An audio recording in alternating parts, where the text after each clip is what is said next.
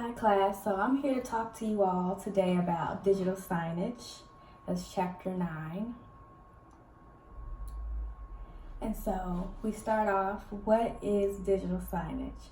Have you ever been to Times Square or Las Vegas? Chances are you've met digital or seen digital signage.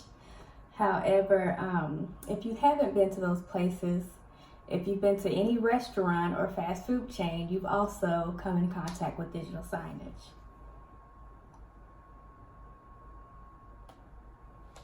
So the book has two definitions of what digital signage is. The first one is from the Digital Screen Media Association, and the other one is from the Digital Signage Federation.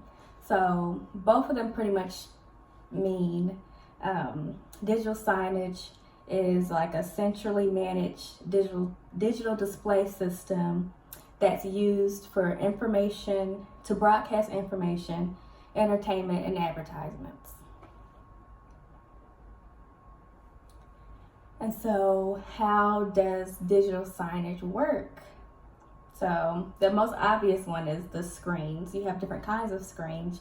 You have LCD, LED, OLED, plasma, and projection. OLED is the newest one. However, the most common that is used is LCD. And so aside from the screens are the actual programs that's used to broadcast the information.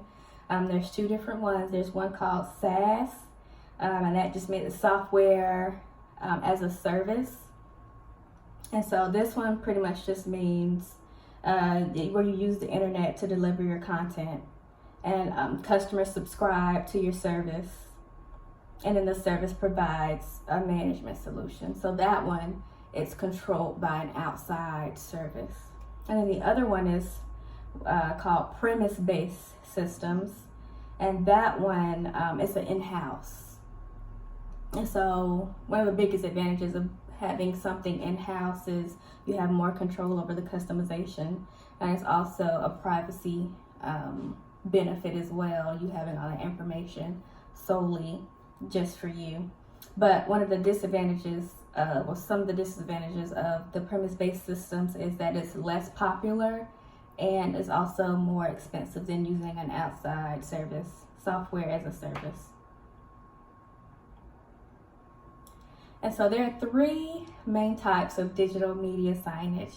You have your point of sale, point of weight, and point of transit. And so and they're all kind of self-explanatory, but point of sale is like say you're at a restaurant about to purchase something, or you're at a retail store about to purchase something and you see signs. And the signs, the information, the advertisements that's in those displayed on those digital signage screens would be a point of sale sign. And a point of weight, I think the best example of that is a taxi cab. Inside the taxi cab, like the advertisements and the visuals you see inside of your taxi cab, or you're waiting on an elevator, and you see like a sign, that's point of weight. Now, point of transit is walking in the airport. You're in the car looking outside, like you're driving down the car looking outside and seeing a billboard. Or, like I said, you're in the airport, you're on your way to your flight, and you're seeing signs and advertisements, and you see something catch your eye, it's food related, and then you go and purchase something. So that's point of transit. However, there was a fourth one that I found intriguing. It wasn't included in the third one. It's kind of like it's kind of like an off to the side fourth one. And this was point of mind. And so this one is basically like a restaurant, or like in the realm of all hospitality, hotels. So say you're at a hotel and you see all these signs, all these screens, and it's visuals of like flames, but moving flames, or it gives you the feeling that you're in an environment or in nature. And so basically what that is signage that helps create an environment or a state of mind. And so I thought that one was really cool because it also uses more interior design and the creative aspect of technology and putting those two together. So I thought that one was very intriguing and something that's used. And so going into who uses digital signage, like I said, the hospitality industry uses it specifically when they're trying to create like an ambiance or some sort of feeling with their hotel. But a few key of the major markets are retail, entertainment, transportation, education, hospitality, as I mentioned, corporate, banking, and healthcare. The largest is retail, and that's mainly because the point of sale, like I was telling you, you go into any store, point of sale, they're advertising to you. That's a big, I know that's a big market when it comes to the retail industry. And also AI and AR, AI, artificial intelligence, and augmented reality. I had to remember that. Also RFID and beacon technology. All of that's used in the retail realm to help point of purchase increase people to buy, entice people to buy. And also when it comes to the AI and augmented reality, like for example, you're in a clothing store and you see yourself and you're able to virtually try on the clothes before you buy them. And also, like say if you're in an Ulta and this is stuff that has been already done, but in an Ulta Beauty, you're able to try on the makeup before you buy the makeup. And so that's like a big key factor when it comes to retail and why it's like number one in retail. And also when it comes to retail, it helps with, everything's going online, the competition with Amazon online, the online market. It's bringing the customer base, trying to get the customer base back into the store and increasing that overall experience. And so that's something very crucial in the retail industry. But aside from retail, transportation is the next biggest one. And that one's it's that point of wait and also that point of transit when it comes to advertising and other companies advertising through these companies when it comes to like the transit and the waiting. Like you're seeing them at airports, you're seeing it at bus stops, you're seeing it inside your taxi car. And then also banking is the next biggest one market that is used. And for that, I think of the New York Stock Exchange as the biggest one. Things that have to be changed rapidly. One of the pros of digital signage, which I'll get into that later, is things can be changed rapidly. And so, like I said, when you think of the New York Stock Exchange, these numbers and these images have to be changed really instantaneously, and that's how digital signage comes into play with that. And so getting into the history of digital signage, it goes back to the early 1800s when the first billboard was actually created. The first illuminated sign that was powered by gas was in the 1840s. And then neon signs emerged in the 1900s, as well as in the 1960s, touchscreen technology developed. It developed in the 60s, but we really didn't use it until the 90s. And also VCR was a big, and this was interesting to me because I'm like, what does VCRs have to do with digital signage? But VCRs helped with the development of the VCR, created the technology of delivering a custom flow of content to screens. And so that technology then kind of transferred over to digital signage. And also a lot of technology kind of rose in the 90s, or kind of not necessarily rose, but was utilized in the 90s. But the biggest one was high definition flat screens and image quality and resolution. And so our images became super clear and perfected in the 90s, which ultimately why something like digital signage is so popular now. And then in 2005, you get the first digital billboard that appeared. And so moving on to the top advantages, there are a lot of advantages to digital signage.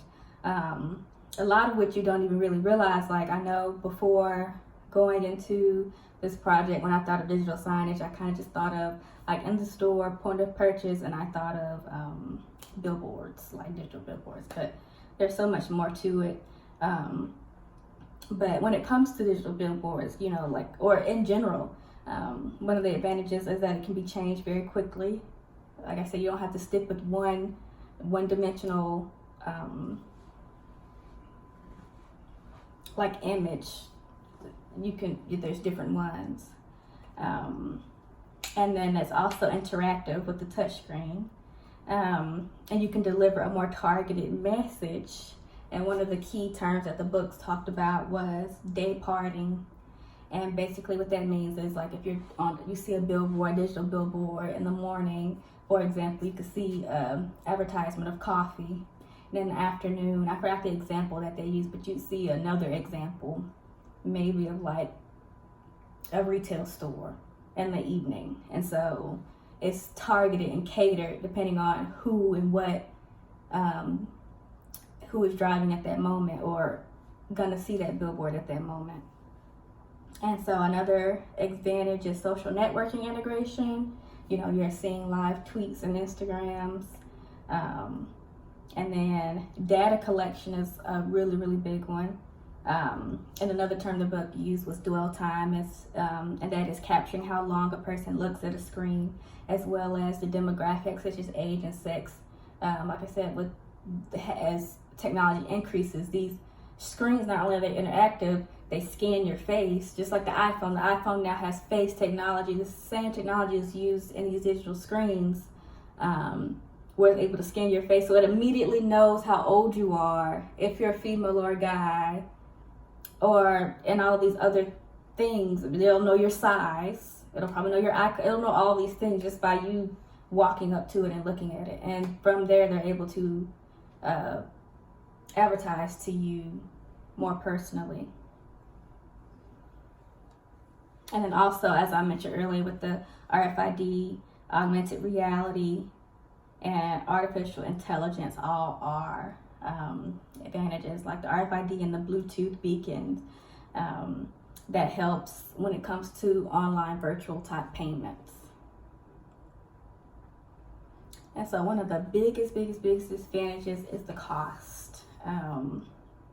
Although studies do show that there is a big return on investment for people who do invest, or businesses and companies that do invest in this technology, digital signage, a lot of companies, because it's so much money up front, they don't want to invest in it at all, especially if they're already doing pretty well, you know. And so that's the biggest disadvantage. But other disadvantages would be the social and economic responsibility that goes into technology. I think in a world of social media and technology, that's like a big thing now, you know, especially when it comes to, when I was talking about you going up to a digital sign and they're able to know all of your information. That's like a privacy issue. And so, but around that, there has been certain legislation and laws around it. I'll go through a few of the key highlighted ones. Is the Bonus Act of 1958 and the Highway Beautification Act in 1965, which regulated the placement of billboards. Pretty much they didn't want billboards just to be up anywhere and everywhere and creating a distraction when you're driving, because it can almost be like texting and driving, creating that similar type of distraction from the road. And the same thing goes for the Federal Transportation Agency, except for this one particularly monitored what you put on the billboards. They didn't want something that was too fast and flashy with a lot of colors and a lot of lights. It's going to be too distracting.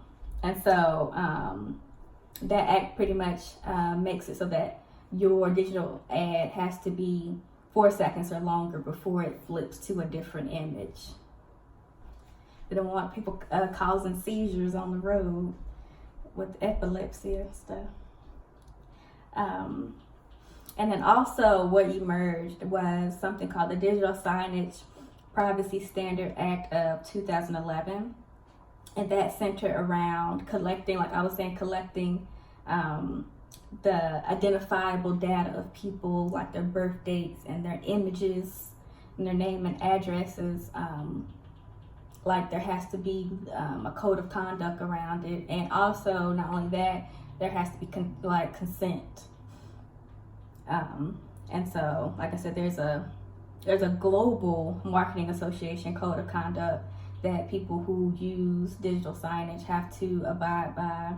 But also, what's important is that these companies that use it also have their own privacy policies that creates that transparency with their customer base, so that the customers know that their information isn't going to be sold off and all that other stuff.